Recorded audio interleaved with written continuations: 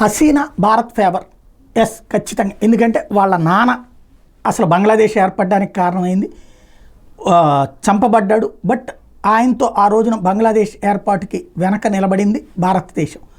కాబట్టి ఇది ఉంటుంది. రెండవది ఏంటంటే పాకిస్తాన్ని నమ్మలేదు, ఇంకెవరిని నమ్ముతుంది భారత్. వాస్తవంగా హసీనా తర్వాత ఇక్కడ నరేంద్ర మోడీ వచ్చాక గత 10 ఏళ్లలో అద్భుతమైన మార్పులు జరిగినాయి. అందులో మన ద్వైపాక్షిక వాణిజ్యం $14 బిలియన్ నడుస్తుంది. ప్రధానమంత్రులు అధికారుల మధ్య నిత్యం చర్చలు జరుగుతున్నాయి. రోడ్డు, రైలు, జల, ఆకాశ మార్గాల ద్వారా కనెక్టివిటీ నడుస్తుంది.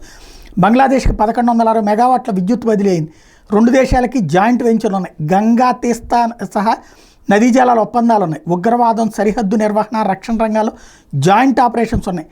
అభివృద్ధి ప్రాజెక్టుల కోసం బంగ్లాకి $8 బిలియన్ అప్పు ఇచ్చింది భారతదేశం.